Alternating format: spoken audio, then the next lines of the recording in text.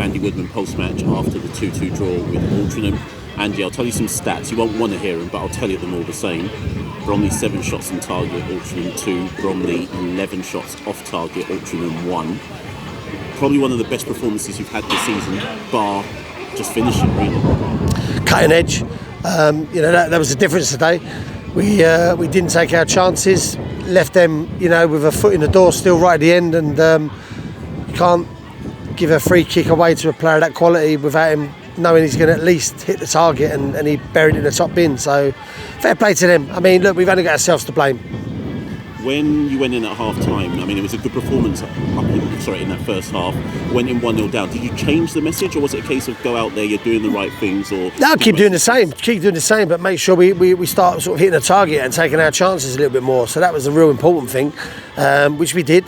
We got the goals, and then, we had that little moment of madness, which wasn't really needed at that stage when we was pretty much in control. So, look, it's a good point. I mean, in one respect, and it's a bad drop 2 points. They haven't got any ground on us. That's the important thing at this stage. Yeah, so it's important that you raise that, because obviously everyone's looking at Chesterfield. They see the gap that Chesterfield have over the rest of the league. And I was just saying to the boys just there that the important thing for Bromley at this stage is looking at those second, third spots and just trying to make sure that, as you say, ground isn't caught up or too much. Is that the way you're kind of looking at it? I mean, of course you've got to try and catch Chesterfield, but it also is what it is. I mean this with respect. I think we should pinch ourselves that we're talking about catching Chesterfield. We're talking about a football club that's come a hell of a long way. And Bromley is now talking about, can we catch Chesterfield to get promoted as champions, which I like, by the way. Let me say that, and it's exactly the message I'm saying.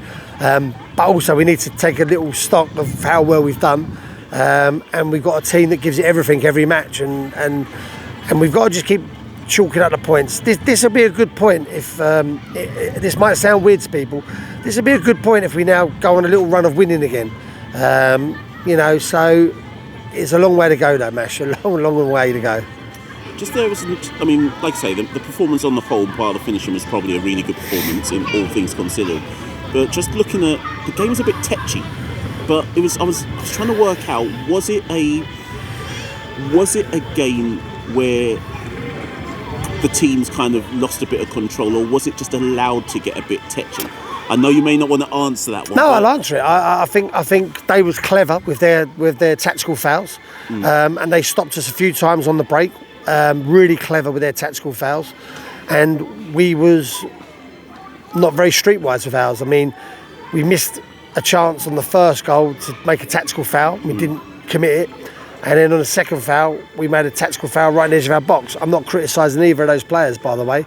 So in their respect, they was a little bit more streetwise than us in that respect. And then Jude, does that ludicrous challenge, which wasn't needed at that stage of the game. So, fair play to them. I mean, look, they didn't give Cheeky a moment's breath up there. They was niggling, and they're going to. Look, if you'd have heard them in the tunnel, and I'm not saying this of any sort of hump. They celebrated as if they've, really won an unbelievable match here, and that tells me how far we've come as a team and a club. That teams are coming here, and to get a point, they're celebrating it, and rightly so. They got outplayed and sort of really battered today, and they've come away with a point, which is disappointing for us. Finally, just looking off the pitch somewhat, we're coming up to January the 1st. You made a few signings. Miles Weston, Levi's coming from Maidstone. I wanna. Is that the last of your business? No. Bear in mind that January's coming up. Are you going to have to dip back in? Yeah, we've got Tate Campbell coming back this week as well. Oh, okay. So there's a name that people haven't thought about. Tate Campbell comes back, and there'll be 2 or 3 more coming in. I'll be working my socks off, right through to the last minute of the window that we have to bring players in to make us stronger. And I've got the full backing of the owner. And look, my group, we want to keep adding bodies to it, because we've proven that we need a squad to get through this. And then you intimated it earlier on, it's FC twice now, Boxing Day, then just before New Year's, and moved to the 30th.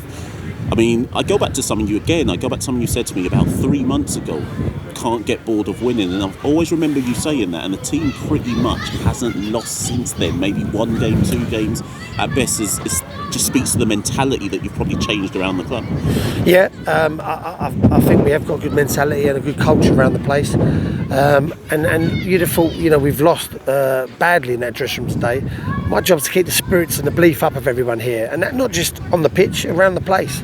And I'm as upbeat as anybody, as you know, Mash. I'm positive, and I'm disappointed with that result in one breath, but I'm kind of chuffed that we're not an easy rollover team, and we'll get moments like that in the season, but look, we've got to keep ploughing on and getting those wins. No worries.